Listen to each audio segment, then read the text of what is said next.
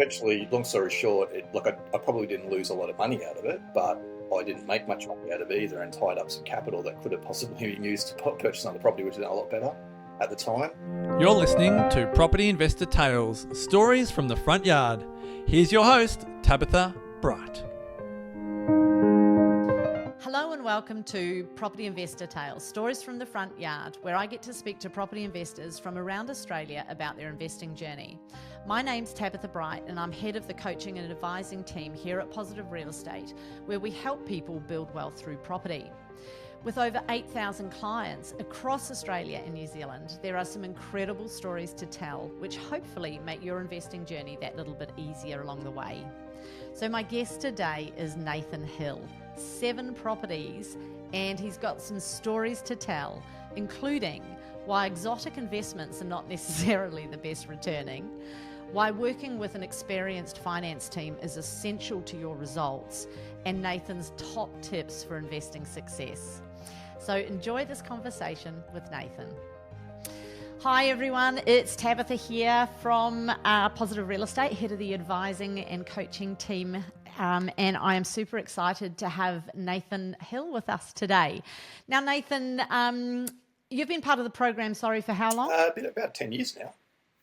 Been around about 10 years, I think. About 10 years, yeah. Fantastic. I actually had to look that up the other day because I wasn't quite sure how long I'd been a part of the program, but it'd been a while.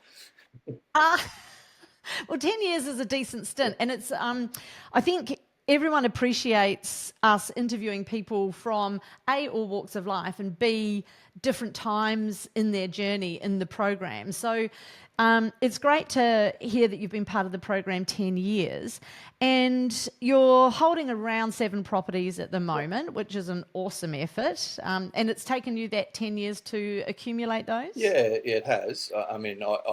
I sort of had a little bit of a break, I guess, in the middle of time because I was pursuing my own business opportunities and stuff. So it kind of made it a little bit trickier to get some finance and things like that. So, but it's sort of been something that I've stuck with for a while. So getting towards that good amount. I'd like to get a few more, but working on it. Well, I'm always full of ultra running analogies and everyone can roll their eyes. I can see the content team going, oh my God, here goes Tab again talking about running. But one of the key fundamentals of any kind of training is consistency. And, whether you're a gym bunny, whether you're into property, whatever it is consistency is key. And obviously you've stuck it out, and you would not be alone looking at different avenues to invest in, your own business, shares, crypto. People choose a whole number of different investment vehicles. I love property because I understand it. It's simple, it's straightforward. You can make it complex if you want to and develop and do all sorts of other bits and pieces. I like straightforward, easy, just works for me. Tell me a little bit about some of the stuff you've done, though, because you haven't always done straightforward stuff. I can see here in the notes, I always ask everyone to give me a bit of a brief and a rundown as to some of the lessons they've had before I interview them. And Nathan's got a few things on here. I'll start with, not in any particular order, Nathan, exotic investments. Oh, yes. So tell me what happened. So obviously one of the things that I guess when I was getting in investing stuff was I was looking for, cash flow to obviously replace income. Yes. And I came across a investment in ATMs. So, automated teller machines. The machines? The machines, cash. And so I actually ended up purchasing a couple of ATMs. And it was a fixed contract where you got a certain amount of transactions you got a certain amount of cut per transaction. And it was a cash flow investment, and I sort of had that, and it was going beautifully for a couple of years. It was about a 8-year stint. You had depreciation on the machines, etc. So you owned the machines, and it was a lease back, and it was going well for about the first sort of probably 4 years of the 8-year term. And all of a sudden, there was an interesting. Well, the dollar stopped coming, and it was probably around the time where people started to get more into online.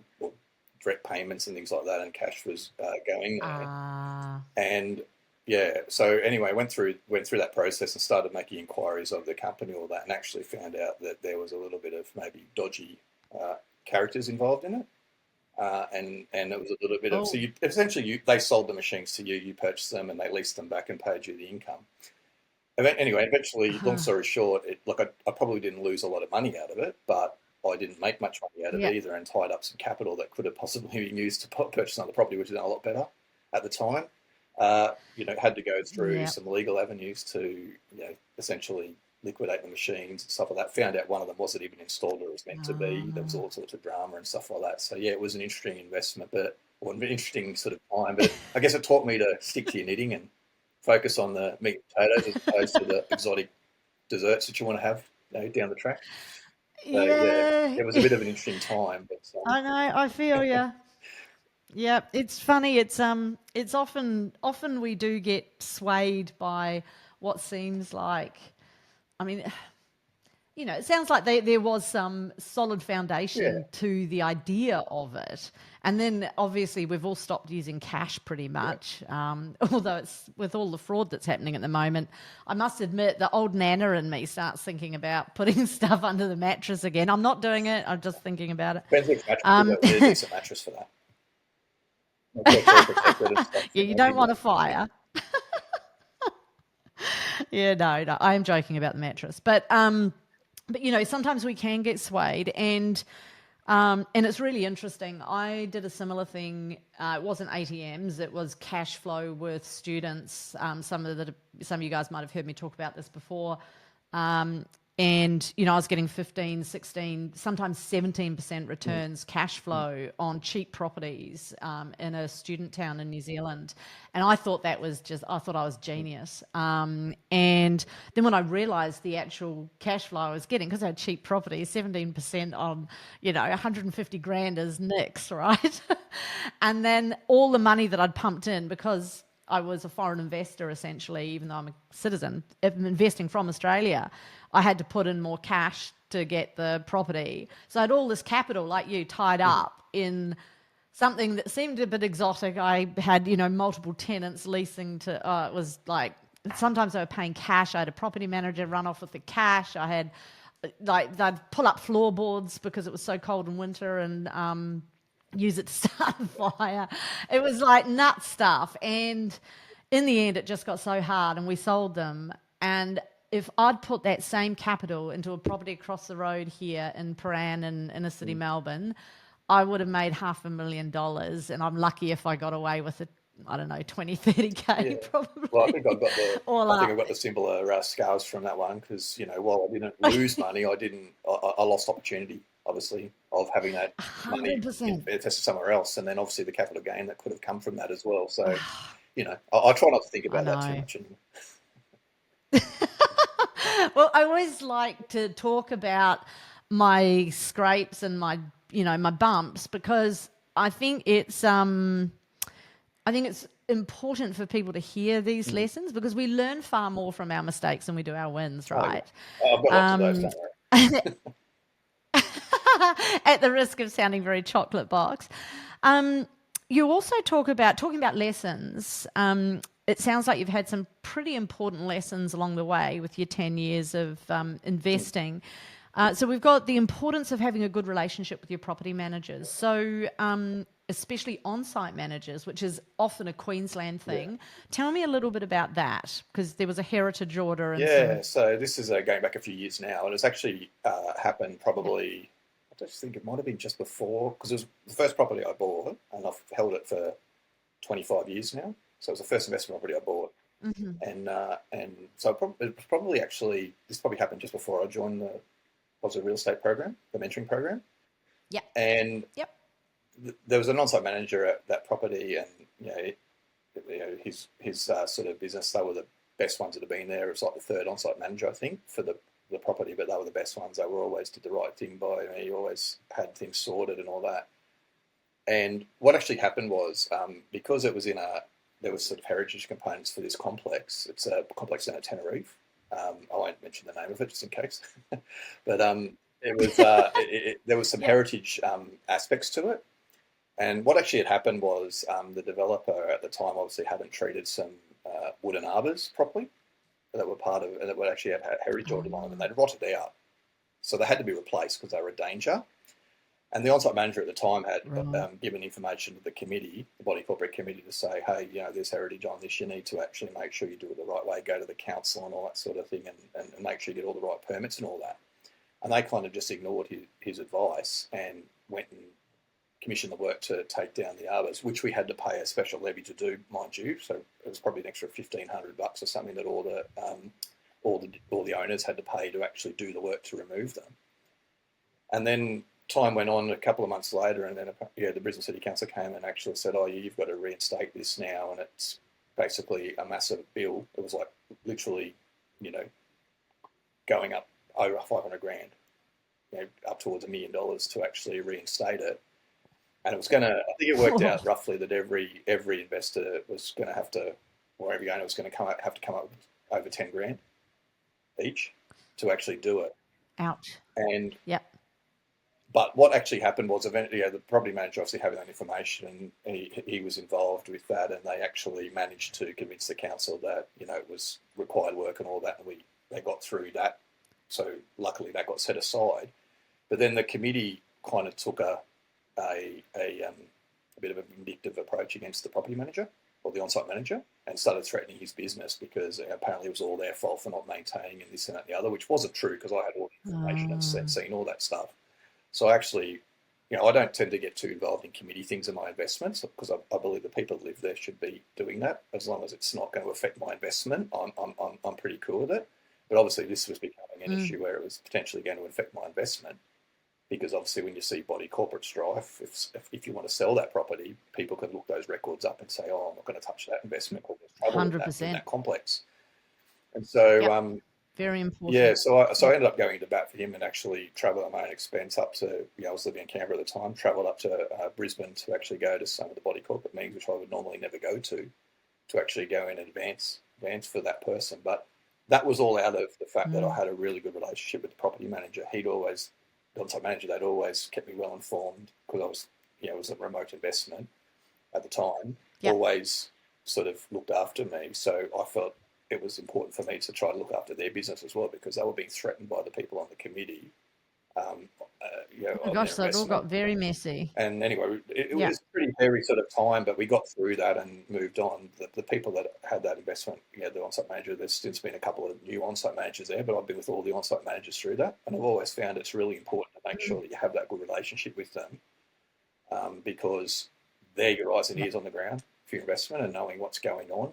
And whether there's any issues there. And that same investment, for example, had a roof leakage issue in the last sort of 6 months that has just been resolved. And again, it's the new manager who's come in and actually looking after that and was keeping me well informed about that. And that's actually obviously a body corporate issue because it's a roof leak. So they're actually managing that on my behalf now. And if we didn't have that person and that good relationship, it would be a lot more difficult to actually navigate that. So that was a pretty interesting sort of time.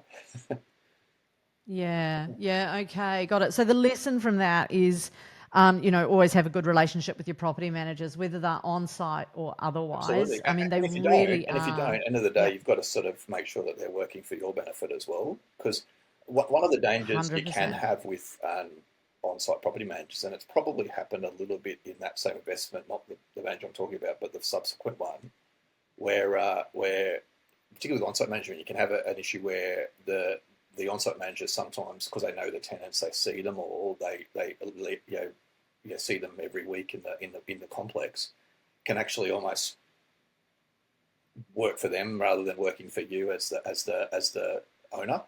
So you've got to be careful about that balance as well. And for example, that same investment, my rep was under on that, and a new manager's come in, and obviously we've gone through the process to increase that. So that was probably a little bit of me taking my eye off the ball when I was doing some other things, and sort of trusting the manager. And the manager who was there was probably not pushing the market rent correctly as they should have been. So again, it's about that balance as well. Yeah, no, it's really important, folks, to make sure that you have a property manager that's working for you. You don't want somebody to have Stockholm syndrome, and it's human nature, right? If we're on the ground and we're working with people and we build relationships, your good property managers will build relationships with the tenants. They want to know the tenants. They want to be on good terms with the tenants. For a a property manager that is maybe not a career property manager, it's really easy to get, dragged into the dramas and the challenges that somebody's having, and for their loyalty to become a little bit misguided. Are they looking after the tenant they've got a relationship with, or are they looking after you as their essentially employer? And, a good quality long-term career property management company and property management team will always have their landlords as their major focus. So super, super important. Couldn't agree more. We do actually recommend for all our clients to be on the body corporate if they can. The reason for this, Nathan, is, and not to discount what you're saying, I totally understand. We can be on so many committees. Believe me, I've been asked to be on the committees a few times, and I've just gone, look, I can't do it justice because I haven't got the time to be able to do it properly. Yeah. You don't have to be on it, but but definitely make sure that that you're paying attention to all of the body corporate information that comes out. And so that property, do you still have that today? Absolutely, yeah. It's the first property I bought. Fantastic. And yeah, I bought it back in 1999, so that's how I'm a bit old now.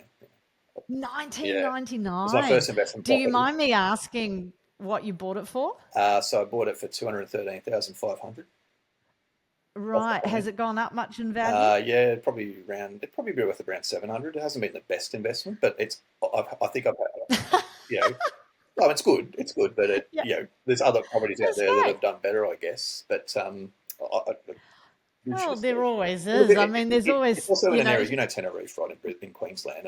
I do know a lot of areas there. So it was one of the first redevelopments done in that area where they did the urban gentrification. Oh, yeah, it was one of the first.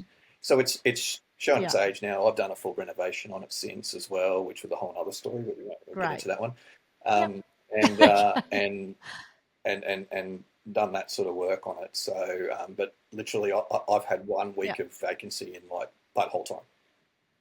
That wasn't through choice. It's when I was doing the renovation, for example. And that's an apartment? It's a 2-bedroom apartment, yeah.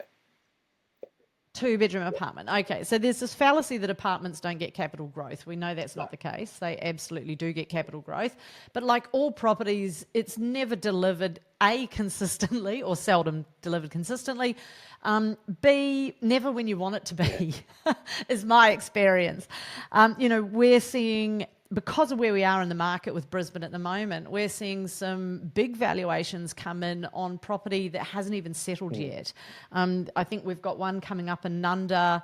The valuations are coming in 100 to 300K above what people purchase them for. They haven't even settled them yet, and those yields will be 6% plus. So, apartments can perform really well, but you have to understand what you're buying with an apartment. And Nathan, when we say that, you said, it's not that great an investment.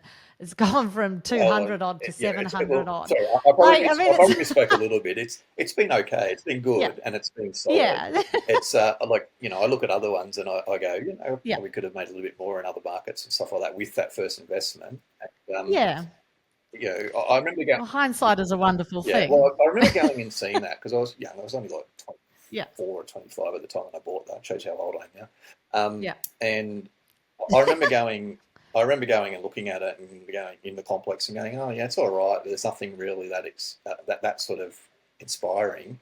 And then the one I actually bought, it was one of the unique floor plans. It's a loft style apartment, and it had like a very unique floor plan. It was on the end, and I went, oh, that's actually really interesting. And it was a little bit bigger, a little bit quirky and stuff like that. So it was just different to all the other ones, which were kind of stock standard. It was still nice because it's a heritage listed buildings and wood floors and all that sort of stuff at the time. So that's what I ended up going for it. And, it's probably been a pretty good investment. Like from a rental perspective, it's virtually had no vacancy the whole time in 25 years. As I said, I think I've only had 1 week of actual vacancy, apart from when I did the renovation, which I had it out of commission for a couple of months to do that. But apart from that, it's been tenanted the whole time.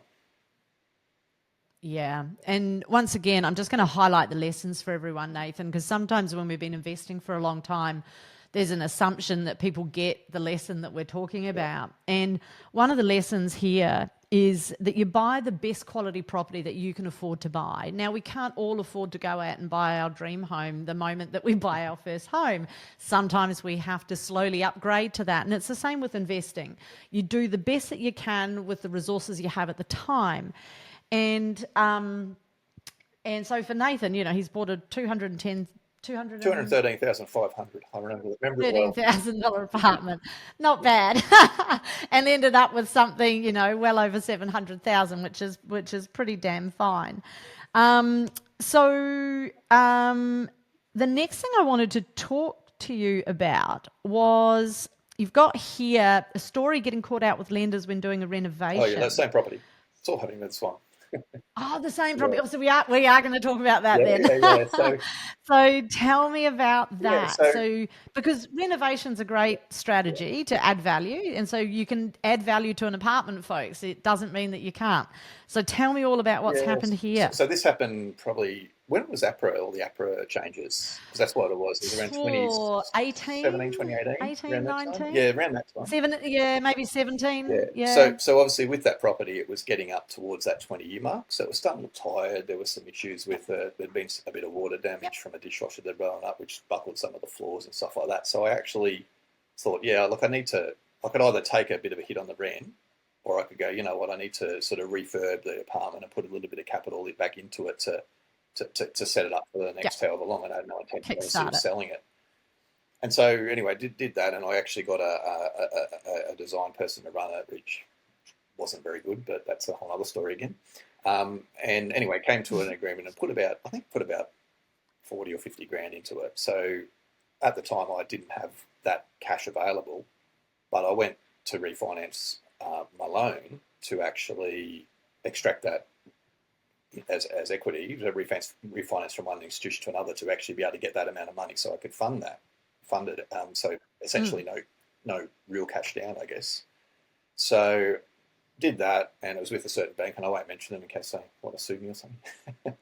Yeah. But I remember what it was. It was actually when the Ashes was on. I was actually sitting down at the MCG.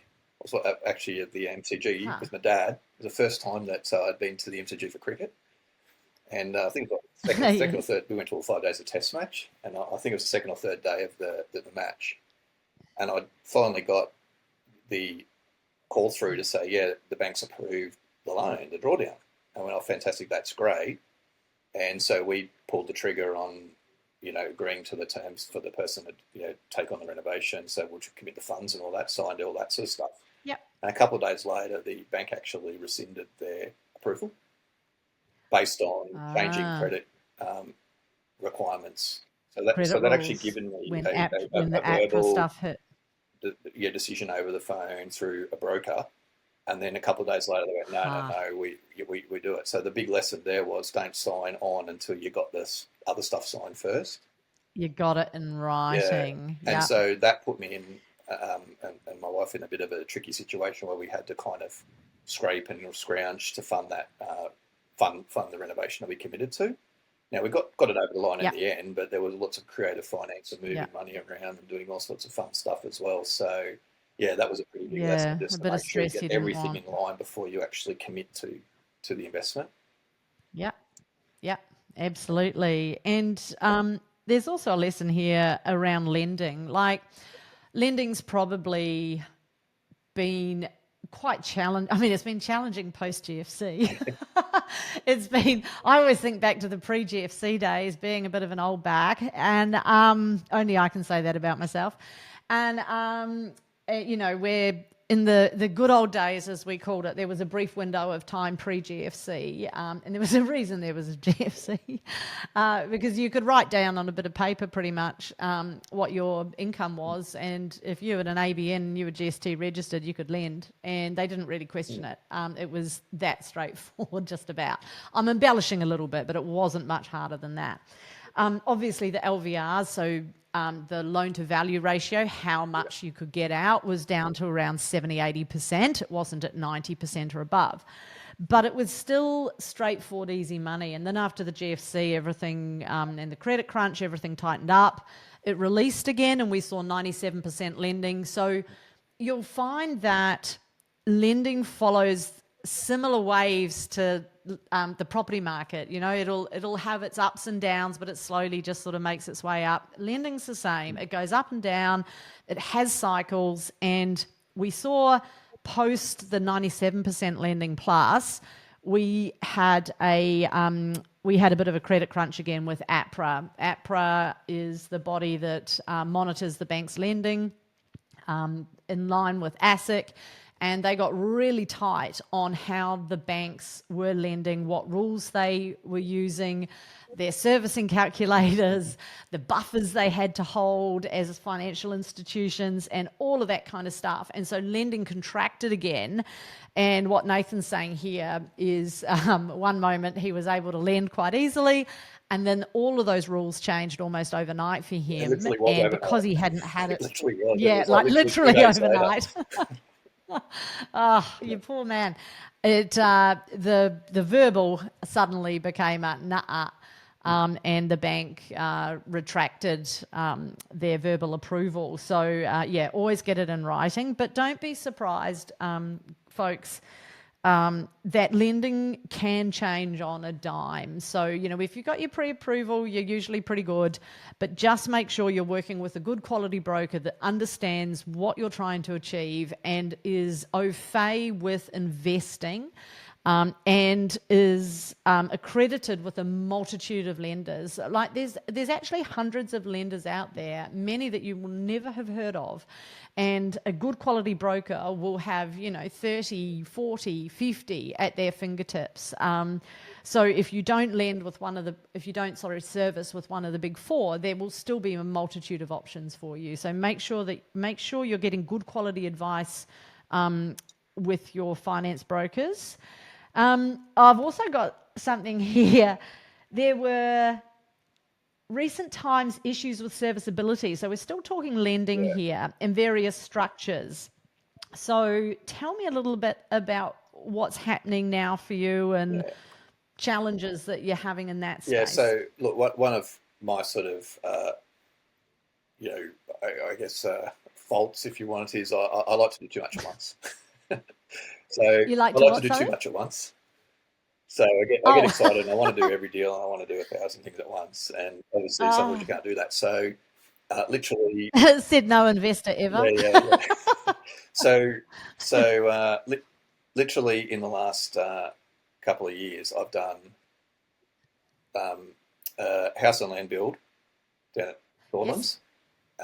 Yep. And I literally signed on just before I relocated back from Canberra back to Brisbane a couple of years ago. In the same week, just prior to financial year, I signed on for that, and I also got onto one of the AREA deals in Trellis in Brisbane. Yes, and fantastic. obviously that was off the plan. And obviously, I'm also, because I ran my own consulting and stuff like that. I've got a couple of properties in my name only. Our new house that we've just moved into as well, because I was also buying land as well up here and doing a full build as well at the same time over the last couple of years. And we literally moved in about 4 weeks ago into a new house. Oh, congratulations! Yeah, so it was all happening. Hence, trying to do too many things at once, probably. But yeah, you just work it out and get on with it. It's okay. Absolutely. And so obviously, because I was running my own consulting for a while, asset protection was a big thing for me. Because as I think it was, I forget it was a book on family trusts that I bought ages ago, and I think one of the comments, it might have been Robert Kiyosaki or someone like that. One of their comments was, "No one sues a penniless bum," and it was about like getting structures in place for asset protection. Obviously, probably not as important for people who don't have as high a risk, but when you're running your own consulting, there is a risk that you could be sued for whatever reasons, obviously the insurances and things like that. But still, you don't want to make yourself target rich. So I set up a family trust years ago. And so all my current investing now, I go through a family trust, whereas I've got things in multiple names, whereas my principal residence is only in mine and my wife's name. So future stuff. So that was all great when interest rates were like 1% and all that when I signed on for the deal off the plan a couple of years ago. And I did the house and land, and that was all fine, got finance, and that's beautiful investment, happy days, has made capital, all that sort of stuff. And anyway, obviously at the time where we had to settle Trellis, we were also signing on for our build contract for the house I'm in now with Metricon. And so, because there was delays with Trellis, obviously through flow-ons from COVID and stuff like that, we went, no worries, we'll pull the trigger on that, and that was fine. And then obviously, as that we were sort of going through that process, interest rates started to ramp up heavily. And so when we got to a point where we had to settle Trellis in the trust, because the trust was buying that, it wouldn't service at all with the trust based on the interest rate rises.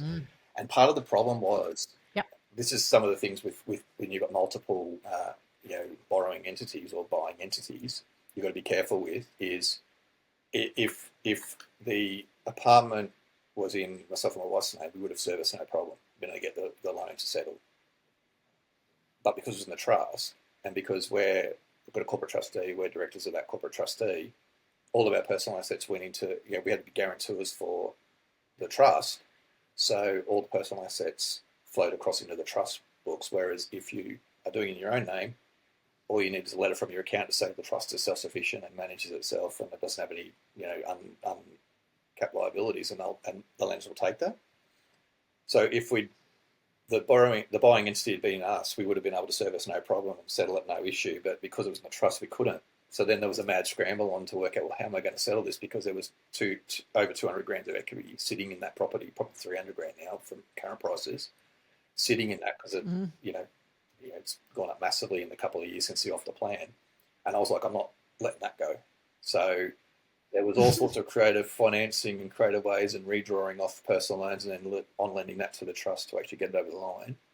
Obviously talking to some of the people at PRE as well about potential other sort of finance options and all that, which luckily I had some other options which I didn't have to take, but that would have involved potentially selling the property and taking the money and paying out and stuff like that.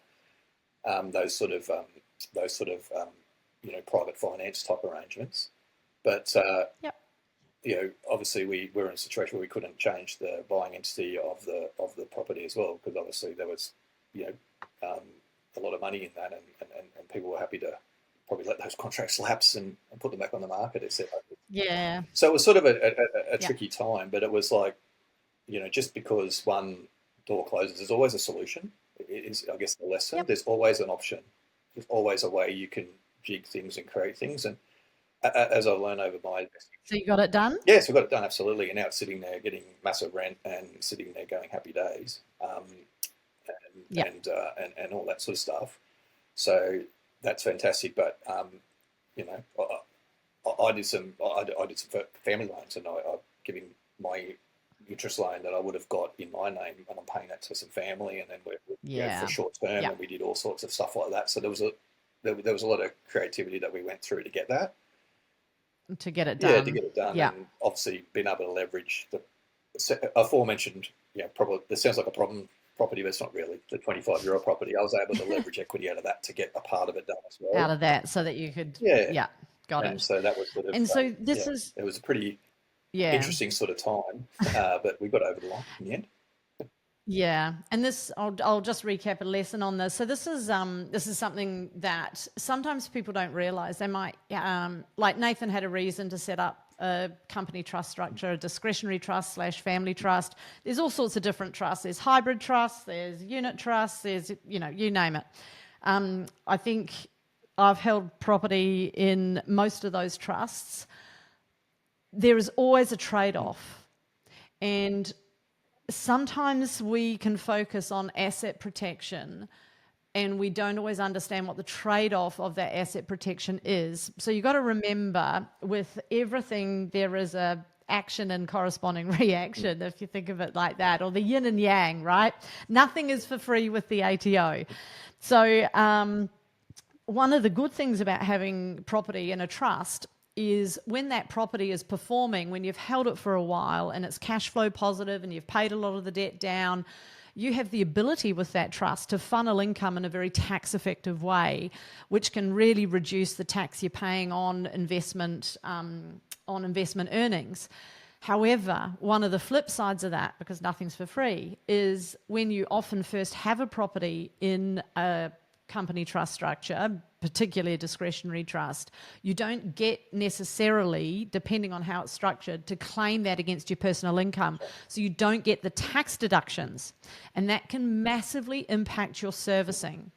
So, where you might hold it in your own name and it might be negative 10 grand before you claim your tax deductions and positive 2 grand after your tax deductions. In a company trust structure, it'd just be negative 10 grand. You don't get to claim against any of the deductions. I've got some beautiful future tax losses to write off against future income in that trust. It's beautiful. So one day it's all going to come back, but it's down the track. So. Well, I can tell you, Nathan, I'm getting to claim all of mine now, and I'm a very happy girl. But it did it did hold me back initially in my investing when I first did it, because I didn't understand the trade-offs. And I'd read that you should always put your properties in company trust structures. Now, Nathan's also been contracting. He might be funneling his own income through the same company trust. There might be other reasons why he set it up like this. But there are trade-offs. So you've always got to ask your accountant. In fact, I'll start again. Don't ask your accountant. Tell the accountant what you're trying to achieve, and then ask him what is the best way to set that up. Because for most of our clients, they're better off holding stuff in their own name to begin with when they start investing, so they can use the tax deductions as a strategy. So if you're getting a 20, 30, 40K tax refund every year because you're holding X amount of properties, you use that money to pay down your bad debt, which is the debt on your family home. So sometimes not always, sometimes you're better off having a few properties in your own name, particularly if you're unlike Nathan and you don't have a high risk of being sued. You've got to understand your trade-offs. But for most of us, we're not in that high risk category. I'm not a doctor. I'm not dealing with life and death. I have all my insurances. I'm unlikely to personally be sued for something. So therefore, would I hold stuff in my own name? Probably, yeah. And the key for that so is just understand your trade-offs. I didn't set up the trust for investment purposes as the primary reason. The primary reason was for the asset protection, because I was running my own company, I was doing my own consulting, and there was risk there. So that was the main reason. I use it now because it's a convenient way of building that, and I know that there's other trade-offs down the track where we can distribute income, hopefully when I don't have to work anymore in a few years. We'll see how we go. So it's the problem of not enough money or too much money. Look, it's the favorite of every property investor, isn't it? Being asset rich and cash poor. Yeah, I know. Hence why I probably went into that silly ATM machine. ATMs. Right. Invest, you like the idea of the cash flow. Also, part of it also was around, obviously, the legal side of that and all that. With that sort of stuff, it was good to have. Like, these investments were in that trust as well, so I was able to navigate that as well. So there was lots of reasons for things being the way they were, but it wasn't for. There's no perfect way. It wasn't. It wasn't done for investing. It was done for other reasons, and then investing is the secondary thing for that. 100%. And like I said, Nathan, there's no perfect way. Like, there's a trade-off. You either pay the trade-off in the beginning of your investing, or you pay the trade-off at the end of your investing. I'm a little like you. I chose to to have most of my trade-off at the end of my investing. Most of my stuff's in property trusts. It was just how it was done when I started investing.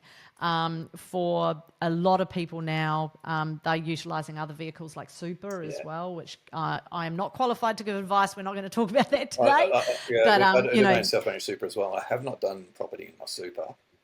Oh, you haven't? I haven't. And it's one of those things. I've thought about it, but I haven't done it yet. I know that that's one of the things we all sort of say, I should do that, all sort of stuff. But the way I look at it is, I like shares as well. So my self-managed super is my share. You diversify. Piece of it. So, and I can't touch that for years anyway. So that's almost like, well, the whole goal there is to have that as like free money when it's time to access it. I won't need it because we'll have the investment portfolio set up so that that's like, here's some free money, because you don't need it to live on. That's what I'm trying to aim to get to, and sort of on the journey there, and almost there. Not quite, but almost. Fantastic. Well, I'm sure a few more years. Time is an amazing thing. It delivers some fantastic results over over the course of your investing. And I always know, Jason Witten, I'm quoting you. I'll look into the camera and say, Witten, I'm quoting you. You've always said to me, and I 100% agree, have you ever talked to somebody that's owned property for 20 or 30 years that doesn't like that property? And it's usually, you're usually pretty safe. Like, you know, sometimes they can be a bit boring. I've got a few that are a bit boring, a few I forget I own, but until it's tax time. But, you know, they're not. It's a nice problem to have, right? By the time you've owned property except when the a roof long leaks and then time. it collapses and then you have to sort it out, but that's okay. That's Or you can just do your maintenance on a regular basis. that's the bloody corporate's fault. See, that's their insurance. It's got to cover it. Oh. They didn't do the job, so that's all right. Now you need to be on the committee. Yeah. All right. And so tell me, if you could go back in time, Nathan, and give, because hindsight, as we have discussed, is a wonderful thing. And if you could give young Nathan some advice, what would be the key thing that you would want young Nathan to know? Get involved as soon as you can. So I remember, starting my career, like out of uni, ended up working down at Macquarie Bank down in Sydney as a graduate, and was down there renting, doing the renting thing and all that. And I always thought, it'd be good to buy my own apartment here and all that. And I was looking at properties, in the North Shore of Sydney, and looking at it going, I don't think I can afford it. It's $250,000. I can't afford that. And I look at that now, and those properties would be well over the $1 million mark, probably $1.5 million. And I didn't pull the trigger on it back then because I thought I couldn't do it. I thought it was too much. If I went back there, then I probably would be a lot further along now because I would actually go in and actually do that. So, just you've got to put it this way: you get nothing for not doing anything. If you don't do anything, you stay still and you don't do anything, and you get nothing from it. So just have a go. The other thing as well is I would say is obviously the education side of things is really important. So I read 1,000 books, probably investment books, before I ever joined the PRE side of things. I would, obviously, Robert Kiyosaki's Rich Dad Poor Dad, some of those ones. Went to sort of seminars and stuff like that. I also, obviously, working in a place like Macquarie, got pretty familiar with share investing and markets in general, investment in general, finance in general. So, I had that, but I always try to teach myself more and more about it. And one of the things I encourage everyone to do that is, you can have advisors, and that's great. Absolutely. You want to get the professionals' advice, and you want to get that, but it's advice. No one's going to care about your financial situation, your money, more than you do. So educating yourself and actually having a bit of knowledge then allows you to take that advice critically and assess it for your situation. And I think that's really important for 100%. People because, if you just sort of go, the advisor told me to do that, then you don't have any personal responsibilities. Therefore, it's always someone else's fault, and then that's not going to give you success. I'll give you a story. I was once advising my self-managed super to sell my Apple shares because it didn't meet the model portfolio. And I said, are you serious? That's the best investment that I've had in my share price. And if I'd taken that advice from this investment advisor at the time, I would now probably have about $300,000 or $400,000 left in my super. So those sort of things is you've got to give yourself the education and understand enough and not just blindly follow advice. Trust your gut a bit. Well, it's not even a gut. It's about making sure you get the education so that you can make an informed decision based off that advice and consider all the advice. And sometimes you might have to say, well, hang on, I don't know if that's the right approach. So you back your yourself because no one cares about your money more than you do. And so I think that's really important advice. Yeah, so there's those sort of things. Like obviously, you can't know everything. You can't be across everything. So that's why you need the advice and the people that have got that day in day out information. Yep. But at the end of the day, you've got to be responsible for your own decisions and just make those decisions. And if it's a mistake, like I've made a million of them. People often say to me, a way of what is moving on. As long as you don't make the same mistake twice, it's probably a good thing. Which I touch wood not on. Oh yeah. 100%. No more ATMs for me. No more ATMs. Well, I did look at shipping containers as well, and I said no to that. So I technically didn't make the same mistake because I did investments twice, I guess. So that was And I was just teasing you with this. I was mimicking you. Yeah. No, look, and I think people often say to me, what's the hardest client to coach? And Nathan, I'll echo what you're saying here. It's clients that are well-meaning, but will say, "Oh, I trust you guys. You know what you're doing. I'll just do what you tell me." That is a massive red flag for me, because what it means is that people are not taking on the responsibility. And it's not that we don't take responsibility. We absolutely do, and all care. But people have to know and understand what they're doing. It is their money, their business. And as soon as you say, "Oh, I'll do whatever you say," it is an abdication of that responsibility. And it is almost a guarantee that and it's not even an if, it's a when, because property investing has so many components to it. Not everything is going to go right 100% of the time. You are going to have a tenant that's frustrating. You are going to have a roof fall in. You are going to have hopefully not a roof fall in, but you're going to have a leak. You're going to have, an issue with a property at some time in your investing career.